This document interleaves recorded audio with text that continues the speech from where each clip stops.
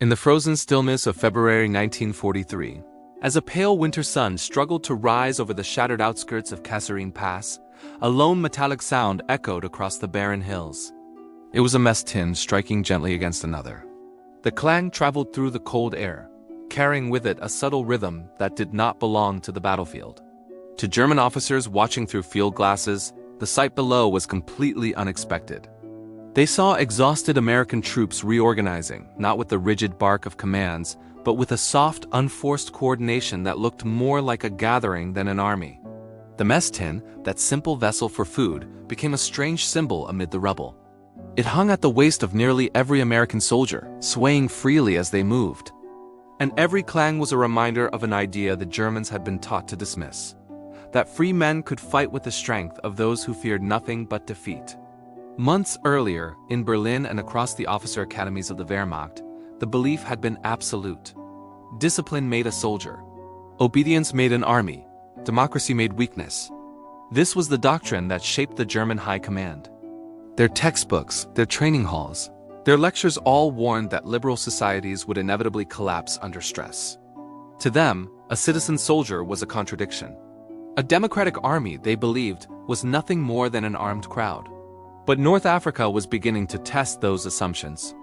German reports from late 1942 described the Americans as unstructured, lacking discipline, and unaccustomed to war.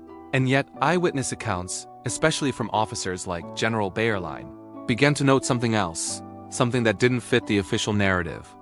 These American troops adapted with unusual speed.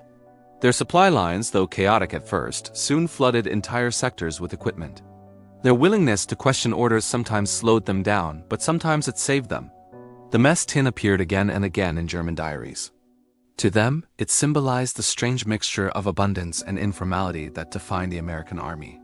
Photographs captured Americans eating while repairing trucks, while digging foxholes, while laughing in clusters that had no clear formation. The German officers simply could not understand how an army without rigid control could possibly function. But they were seeing it happen, right before their eyes. At Kasserine, after the initial shock of defeats, something remarkable unfolded.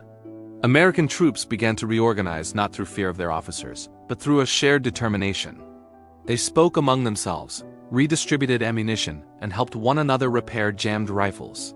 The Germans, who expected total disorder, instead watched a force rebuilding itself from the inside out.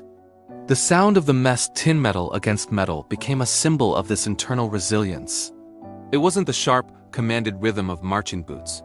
It was a regular, human, individual. And yet, somehow, it still signaled a rising collective strength. German officers, raised on the idea that only strict discipline produced the strongest armies, now faced a profound contradiction. These American soldiers weren't driven by terror or hierarchy. They were driven by something else: responsibility to one another, belief in the mission, and the comfort of knowing that their system, messy as it seemed, valued them as individuals. Captured German diaries later revealed their astonishment. One officer wrote that American troops fight as if their confidence comes from somewhere other than orders. Another expressed confusion at how soldiers with so much freedom could regroup so quickly after chaos. Some noted the constant presence of food, supplies, and equipment, the sheer abundance of a wealthy democracy fueling a military machine that was still learning, but was impossible to starve. The symbol returned in Sicily, where the clatter of mess tins echoed through the hills as the Americans advanced. German observers expected these citizen soldiers to fracture in the brutal heat. Instead, they adapted yet again. Men shared rations without being ordered. Units improvised solutions when supply lines broke. Officers often led from within the ranks, not from above them.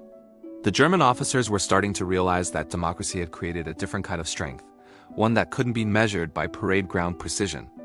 It had created soldiers who thought for themselves, acted for themselves, and fought with a sense of personal ownership. And that, paradoxically, made them much harder to break. By 1944, as the Allies advanced through France, captured German officers began openly admitting their surprise. Records from interrogations describe a recurring theme: we underestimated the Americans because we misunderstood democracy. Discipline built through fear could be brittle. Discipline built through belief could bend without breaking. Even in the chaos of the Ardennes, when fog and snow turned the forests into a maze, the sound of the mess tin returned. It clanged against belts and backpacks as American troops pressed forward, hungry, cold, but fiercely determined. To German ears, it was the sound of an army that refused to collapse, a quiet, ringing reminder that strength didn't always come from uniformity. The transformation in perception was profound. Many German officers entered the war convinced that democracy weakened nations. They ended the war realizing it gave them a depth they never anticipated. When every soldier felt like a participant rather than a pawn, the entire army, imperfect though it was, became capable of recovering from blows that would shatter more rigid systems. And so, the humble mess tin remained the unintentional symbol of this truth. A simple container for food, representing abundance, individuality, and the quiet power of a system built on freedom. In the final months of the war, as Germany collapsed and democratic armies closed in, many officers confronted a difficult reflection. If their assumptions about the enemy had been so wrong, what else about their own ideology had been built on illusions? The clang of the mess tin, once dismissed as undisciplined noise, had become a reminder of something much larger. It was a sound carried by men who fought not just because they were ordered to, but because they believed they had a stake in the world they were building. And long after the last shots of the war faded, the lesson remained. That strength born from freedom could be far steadier and far more resilient than strength born from fear. Thanks for watching. If you enjoyed this piece of history, please like, subscribe, and hit the bell icon to stay notified for our next video.